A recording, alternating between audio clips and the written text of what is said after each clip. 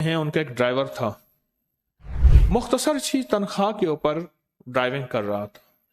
مجھ سے کہنے لگے مالک، کہنے لگے ان کا جو نانا تھا فلاں جگہ کا رئیس اعظم تھا، گاڑی لے کے کبھی بیچتا نہیں تھا.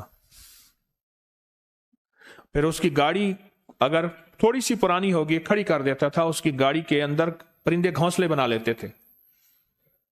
کبھی گاڑی نہیں بیچتا تھا. فلاں جگہ اس کا بنگلہ تھا، فلاں جگہ تھا، فلاں جگہ تھا. اور باپ کا رقبہ، باپ کی جائیدادیں اور باپ کی جاگیریں وہ اتنی زیادہ تھیں،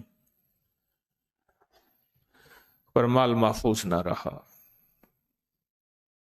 مال محفوظ نہ رہا.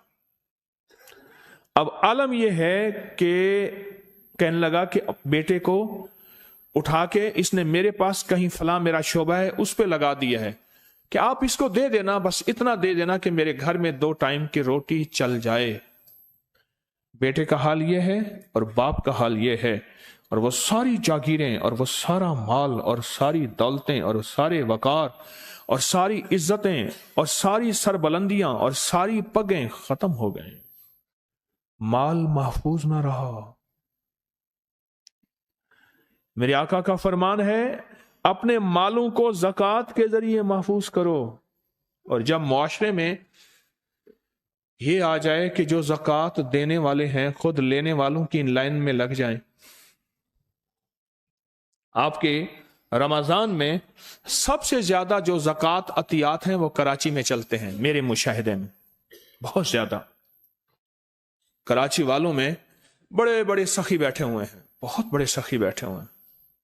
اور ان کا مال لینے والوں کے کراچی میں اور سعودی عرب میں کھیپ جاتی ہے. میں نے کہا یہ کون ہے؟ اس نے کہا جی خرگوش ویزے پہ آئے ہیں. میں کہا وہ کوئی سا کیا ہوتا ہے؟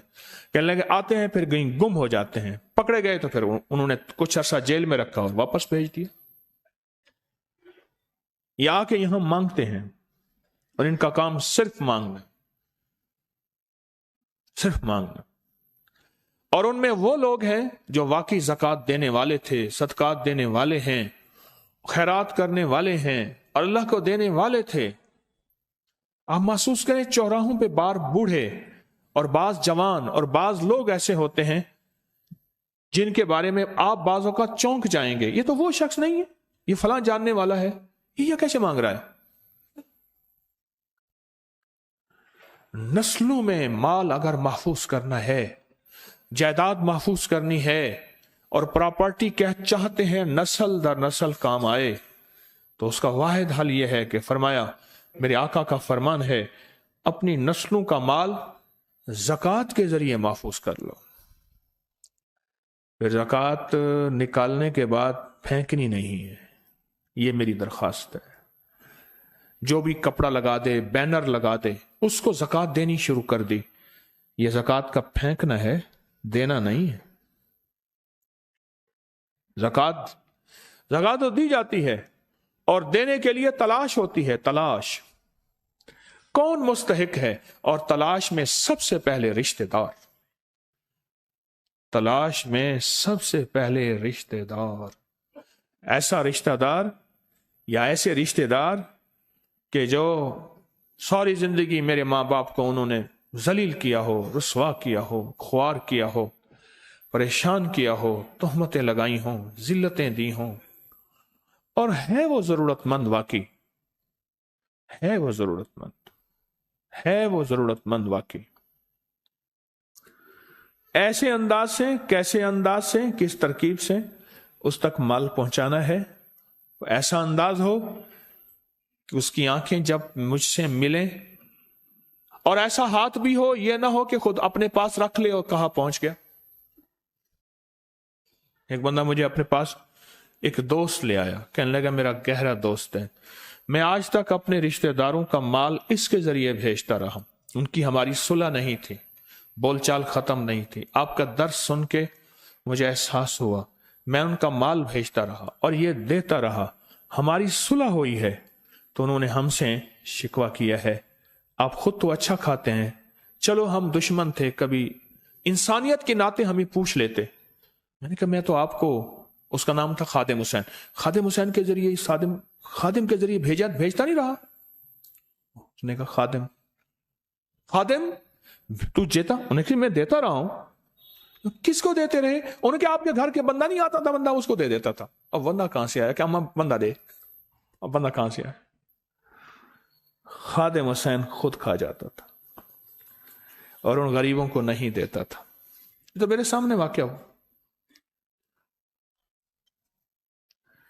اپنے مالوں کو محفوظ کرنا ہے. آنے والا وقت بہت نازک ہے، حالات بہت ناسازگار ہیں. مجھے ٹی وی چینل والے آتے ہیں کچھ میرا پروگرام لینے کے لیے، تو مجھ سے کہتے ہیں کہ آپ کا کیا خیال ہے، حالات بہتر ہوں گے؟ میں کہ میرے خیال میں بہتر نہیں ہوں گے. اور میں نے کہا یہ نہ سمجھنا یہ کہ میری پیشین گوئیاں ہیں، یہ نہ سمجھنا کہ میرے پاس غیب کا علم ہے، یہ نہ سمجھنا کہ میرے پاس کوئی ایسا علم ہے کہ میں آنکھیں بند کرتا ہوں. میرے پاس اپنا علم نہیں، میرے آقا کے علم کے دیے ہوئے علم میں سے ہے کہ ہر آنے والا نظام برکت ختم ہوتی جائے گی اور بے برکتی بڑھتی جائے گی. ایک درویش تھے، باسی روٹی 2 درہم کی بیچتے تھے اور تازہ روٹی 1 درہم کی. تو کسی نے پوچھا آپ اسے کیوں کرتے ہیں؟ فرمایا اس روٹی کو حضور سے برکت کے ساتھ مناسبت ہے. حضور کے دور سے جتنا دور دور ہوتا جائے گا برکت ختم ہوتی جائے گی. اگر چاہتے ہیں کہ ہمیشہ تمنگری رہے، مالداری رہے، عزت رہے، بھرم رہے اور نسلیں ان کا رزق کشادہ رہے، کیسے ہوگا؟ کس طرح ہوگا؟ تو اس کا واحد حل اور اس کا واحد راستہ صرف یہی ہے کہ زکوٰۃ کو سوچیں. اور اگر آپ سے پہلے ترکیب یہ تھی کہ کوئی مجھے دے جاتا تھا زکوٰۃ، تو اس کو سوچیں کہ میں کیوں لیتا تھا.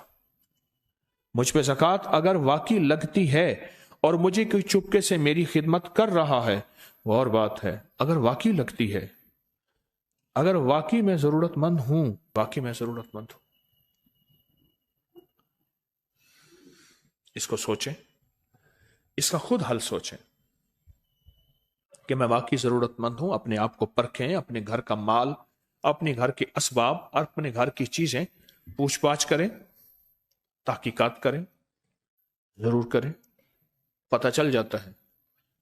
اگر میں ضرورت مند ہوں ٹھیک ہے، اگر ضرورت مند نہیں ہوں تو پھر لگتا یہ ہے کہ میں اپنے مال کو محفوظ نہیں کر رہا. اور پھر اگلی بات ہے، اگر میں 100% زکوٰۃ نہیں دے رہا تو میرا معاشرہ خوشحال نہیں ہوگا. اپنے مالوں کو سوچیں، یہ میرا مال اللہ نے دیا ہے.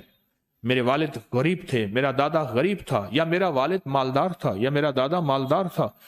آج اگر ان کی جائیداد اور چیزیں مجھ تک پہنچی ہیں تو ان کے پاس راز کیا تھا؟ اور آپ حیران ہوں گے، جس کی بھی جائیداد بچی ہے نا، باپ دادا پر دادا پر دادا پر دادا کی پردادا کی پردادے کی، اگر جائیداد بچی ہے، میرا راز سن لیجئے گا، اس راز کے پیچھے لینے والی کہانی نہیں ہے، دینے والی کہانی ہے. جس نے لیا ہے، جیسے آیا ہے، جہاں سے آیا ہے، جتنا آیا ہے، جس طرح آیا ہے، بس لیا ہے، وہ اپنی نسلوں کی برکتیں نہیں پا سکا. اور جس نے دی ہے اللہ کو اس کے راستے میں، زکوٰۃ کی شکل میں، عشر کی شکل میں، صدقات اور خیرات کی شکل میں، اس کی نسلیں بھی محفوظ رہی ہیں، اس کا رزق بھی محفوظ رہا ہے، اس کی دولت بھی محفوظ رہی ہے، اس کی صحت بھی محفوظ رہی ہے. سوچیں، اگر تو اپنی نسلوں کے لیے مال محفوظ کرنا چاہتے ہیں، میرے آقا کا اتنا فرمان دل پہ لکھ لیں. اور میرے حضور کا فرمان کیا ہے؟ اپنے مالوں کو زکوٰۃ کے ذریعے محفوظ کرو.